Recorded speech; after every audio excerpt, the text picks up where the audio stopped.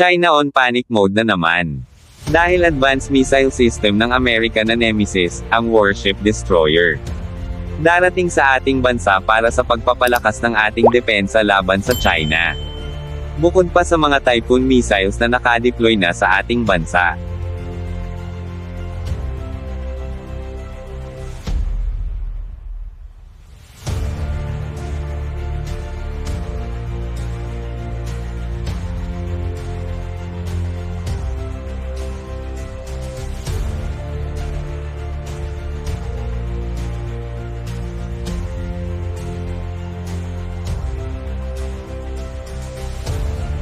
Matatanda ang takot at galit na galit ang China.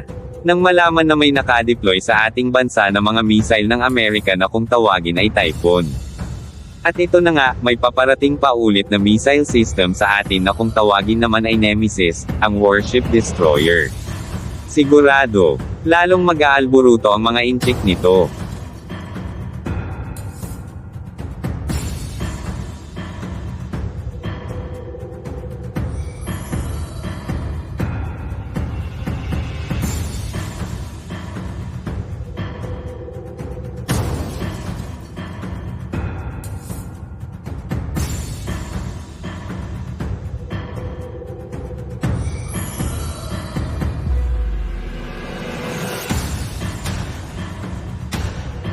Ating pakinggan ang press briefing ng ating DND Secretary Gilbert Teodoro at U.S. Secretary of Defense Pete Hegseth. We will now have the statements from our principals to be given first by Secretary Pete Hegseth, to be followed by Secretary Gilberto Teodoro Jr. Secretary Hegseth, sir. Thank you very much.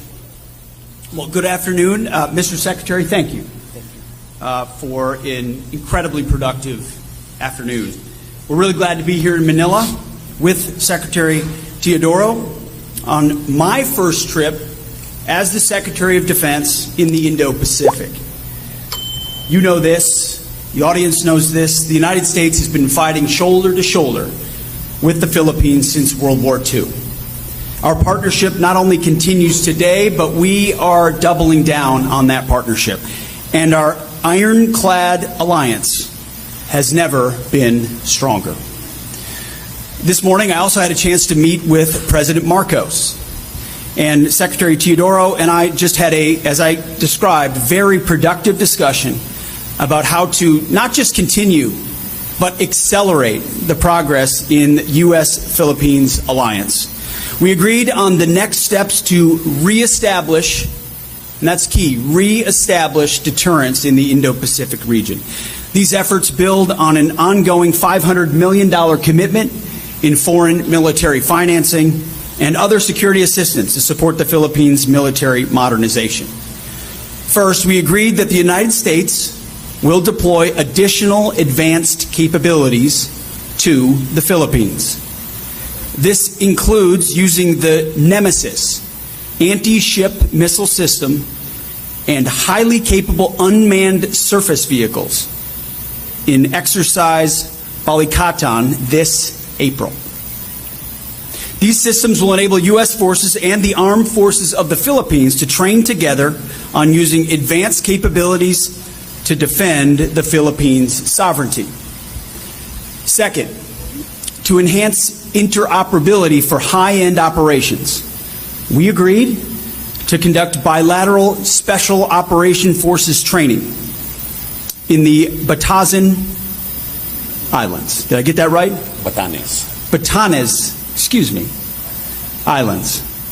Special Forces training together. Third, Secretary Teodoro and I agreed to prioritize bilateral defense industrial cooperation, which is critical. So today we published a joint statement outlining our priority areas for cooperation. This includes co-producing unmanned systems and increasing combined logistics support. I was just in Guam before I came here. We can talk about big systems and advanced technologies, but if you don't have logistics support, I see the folks who run militaries and run formations, you need logistics support to actually operate and advance forward. These initiatives will help us share burdens and promote a more comprehensive partnership. We intend for these efforts to boost both of our economies and strengthen supply chain resilience. And finally, we agreed to launch a bilateral cyber campaign. We're going to work together to reduce cyber vulnerabilities across our alliance, and increasing cybersecurity will allow even more advanced operational cooperation. The challenges we face require that kind of team effort. But I'll tell you this, those aspects are just the beginning. We had our meeting this morning, we had a meeting with the President, we had a meeting in here, we had private meetings as well. I can assure you, and I can assure all those watching, this is just the beginning of what will continue to be an incredibly fruitful alliance. So together we'll encourage our other partners and allies in the region to step up their efforts and their cooperation to increase defense capabilities and strengthen deterrence. We have already set a robust agenda for the next few years. Our staff and both of us are going to remain actively engaged. It reflects the strength, as I said, of our ironclad alliance, particularly in the face of communist China's aggression in the region. And our partnership demonstrates our commitment to peace and security in the Indo-Pacific. As our President, who sends his greeting, President Donald Trump talks about often and demonstrates, we will achieve peace through strength. We do not seek war, we seek peace. But those who long for peace must prepare for war. And we stand united shoulder to shoulder. So, Gibo, if I may, you can call me Pete anytime you want. Thank you for hosting us today and for making great progress alongside us. I look forward to working closely with you to solidify that peace through strength. Thank you very much, sir. Thank you very much, Secretary Hegseth, sir. We now invite Secretary Teodoro to give his statement. We thank the Honorable Secretary Pete Hegseth, the Secretary of Defense of the United States, for his momentous visit to the Philippines. It is an honor for the Philippines to host Secretary Hegseth's first visit to Asia during his first trip to the Indo-Pacific. This signals how important our bilateral alliance with our only treaty partner, the United States, is, and we are gratified by the importance placed on the stability and enhancement of this relationship as a linchpin of securing peace and stability in the Indo-Pacific. We are grateful for the enduring support of the United States, including the State Department's issuance of a waiver, in part, in no small way, through the efforts of Secretary Hegseth and the rest of the team, for a waiver of foreign military financing for the Philippines. We believe these engagements are crucial and need to be enhanced in order for there, as Secretary Hegseth to put it, to be a re-establishment of effective deterrence against unwanted and malign influences that affect the stability not only of the Indo-Pacific, but of the whole world. And as Secretary Hegseth said, we are going to work very closely, not only with our treaty ally, but with other like-minded partners in re-establishing deterrence. This will mean increased interoperational activities, joint exercises, realistic training in a myriad of scenarios to mirror what may be possible in the future, God forbid. However, we must be prepared to answer and to meet and even to deter any possibility in the future for our mutual defense and the defense of freedom and international law.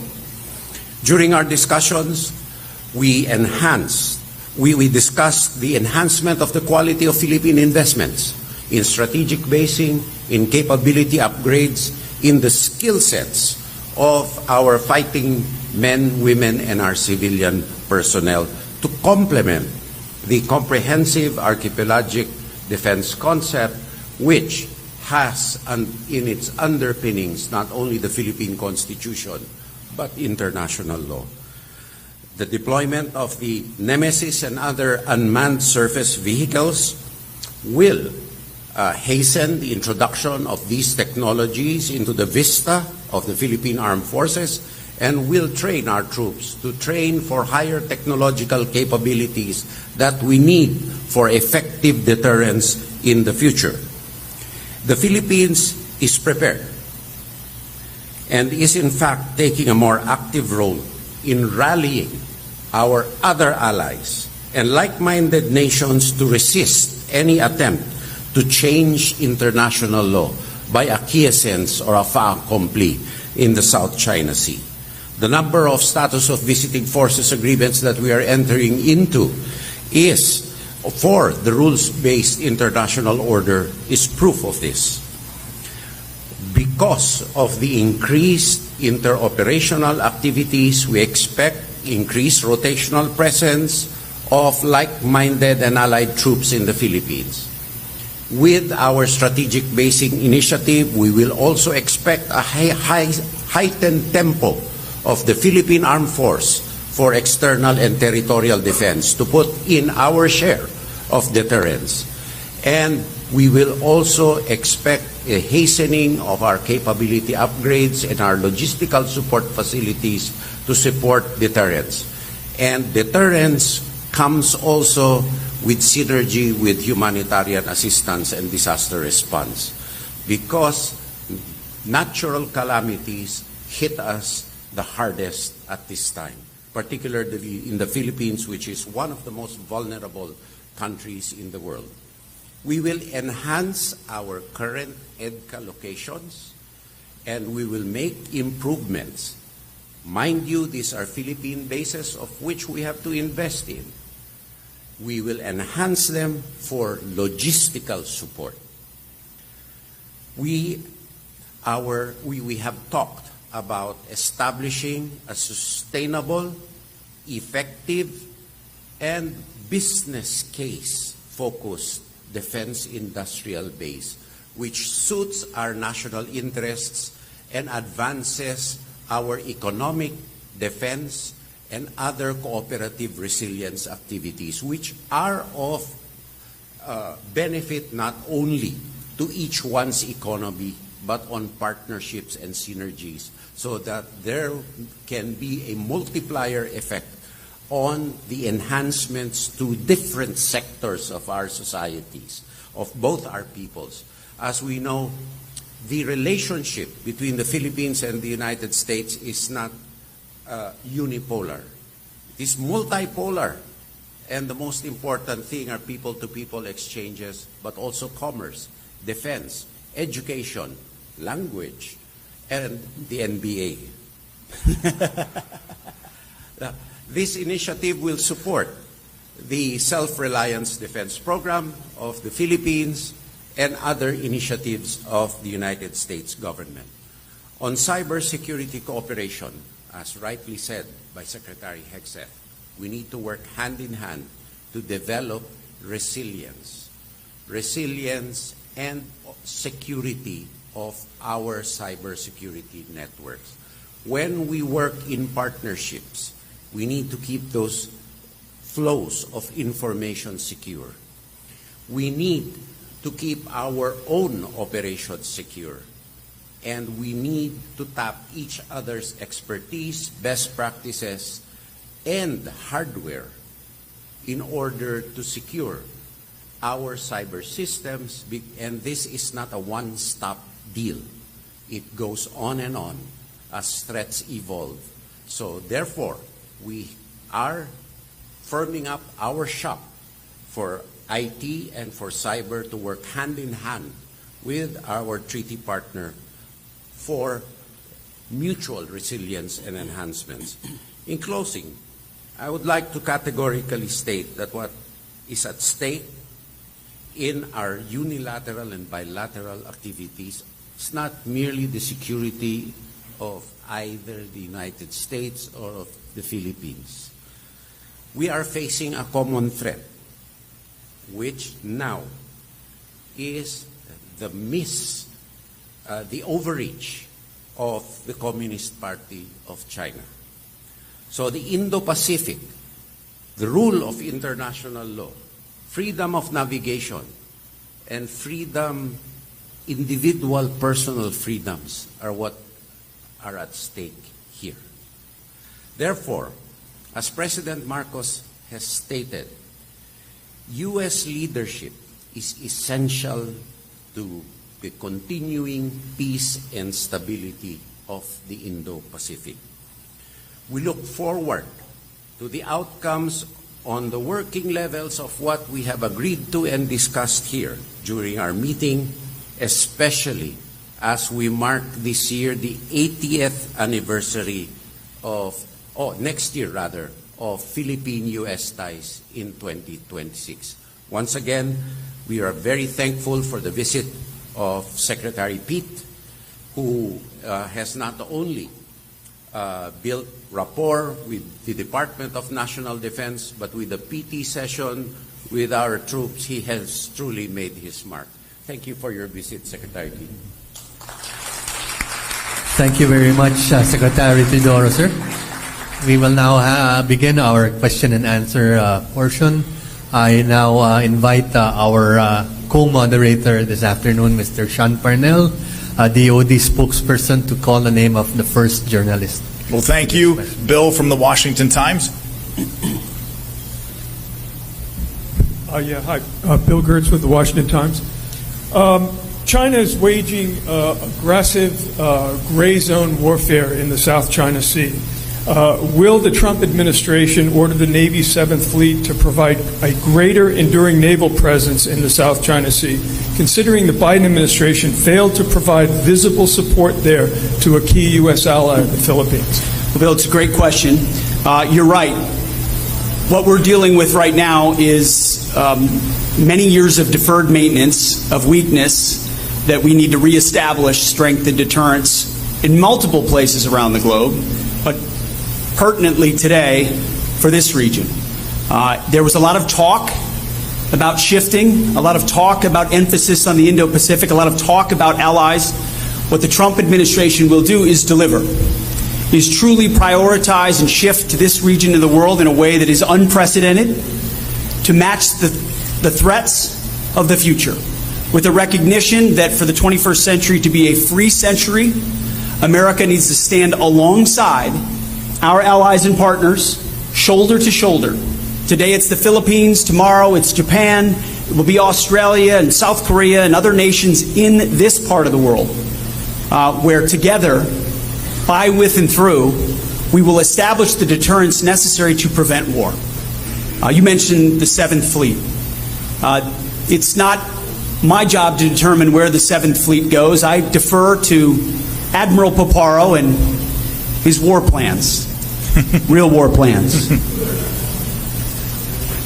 Admiral Paparo understands the situation, understands the geographic significance, understands the urgency, and is prepared to work with those in the region to ensure we are leaning forward in our posture, not waiting for events to develop, not retrograding to places further from the front, but deploying capabilities forward, posturing and creating dynamics and strategic dilemmas for the Communist Chinese that help them reconsider whether or not violence or action is something they want to undertake. Again, President Trump is a peacemaker.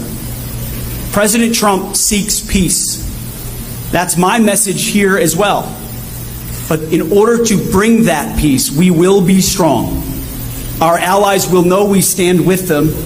Our admirals are prepared and they will be properly equipped. We're rebuilding our military under President Trump, reviving that warrior ethos across the force. You know, I look out at the men and women of our military, many of which I did PT with this morning, younger and more fit than their secretary. And I see mechanics, I see special operators, I see lawyers, I see fuelers, I see pilots, I see sailors, all with different jobs, but what I ultimately see are warriors in the profession of arms, here deployed forward with our allies, postured and prepared to deter war. So Admiral Paparo is exactly where we need him to be, with contingencies laid in place, and we will be positioned to stand with our partners, hopefully to prevent any conflict at all. We now call on Mr. Chad Williams of Agence France Presse to ask his question. Thank you. This is for Secretary Hegseth. You gave a speech last month at a Pentagon town hall where you specifically talked at length about accountability. And I'm wondering, including even in the smallest things you said, and I'm wondering if now, as we have the Senate Armed Forces Committee asking for a report into the signal controversy, if you feel, as the leader of the Defense Department, you have any level of responsibility for what Marco Rubio and some other people have called a mistake. Thank you for the question. I'm responsible for ensuring that our department is prepared and ready to deter and defeat our enemies. And I'm quite proud of what our forces in CENTCOM did on that initial series of very effective and devastating strikes, and the ongoing campaign that we are undertaking, because that is, again, on the backs of 4 years of deferred maintenance and failure and weakness of the Biden administration, we are reestablishing deterrence. And as the leader of that department, my job is to advise and work alongside the President and then work with my fellow cabinet members to ensure that we're operationalizing in every way possible, reestablishing that deterrence.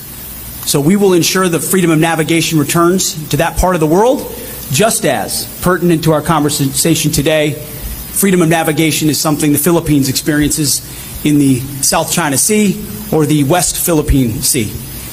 It's something we take very seriously.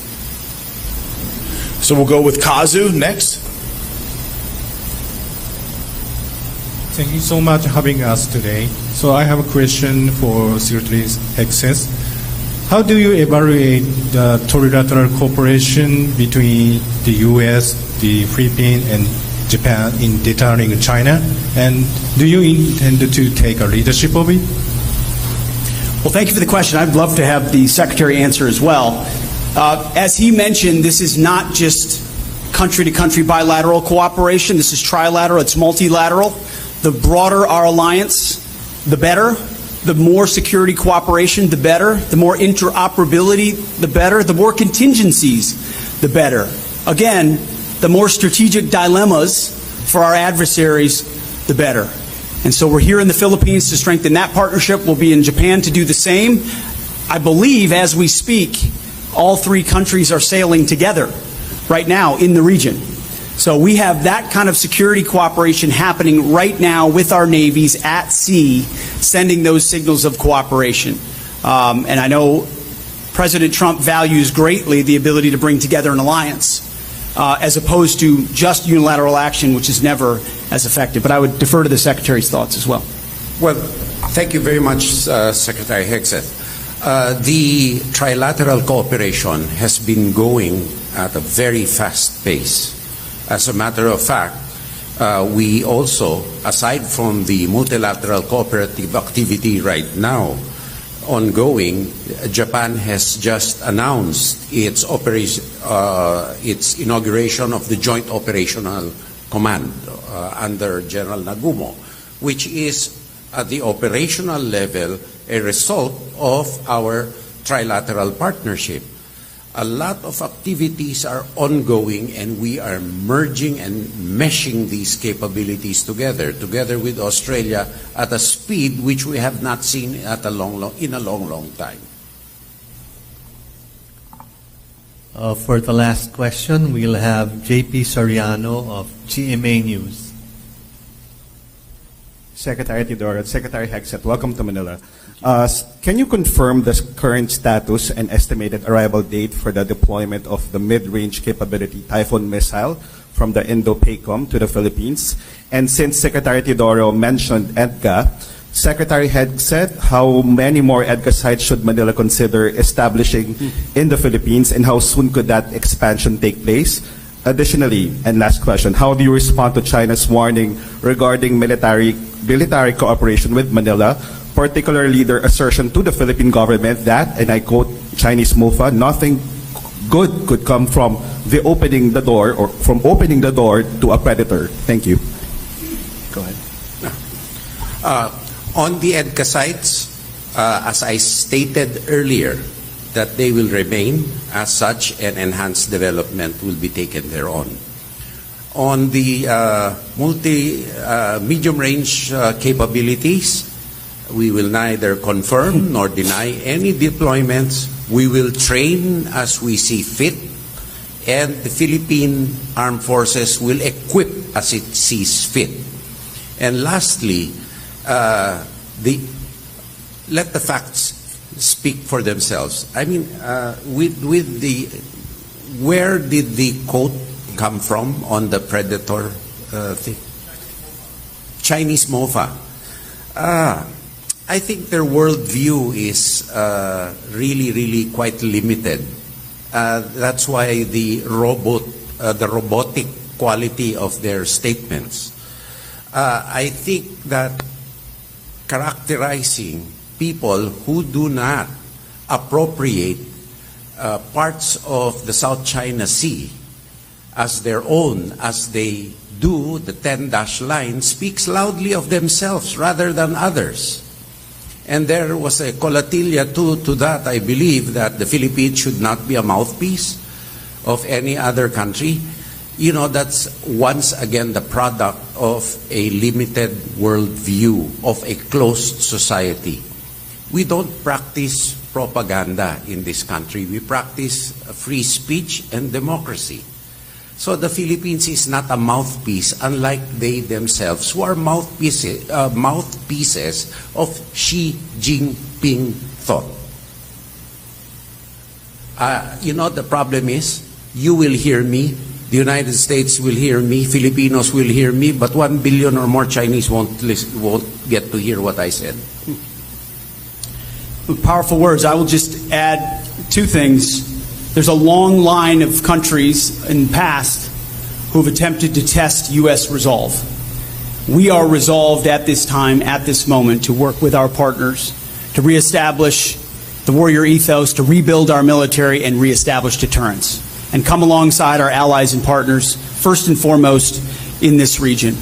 And then I also, on behalf of the American people, want to thank the people of the Philippines.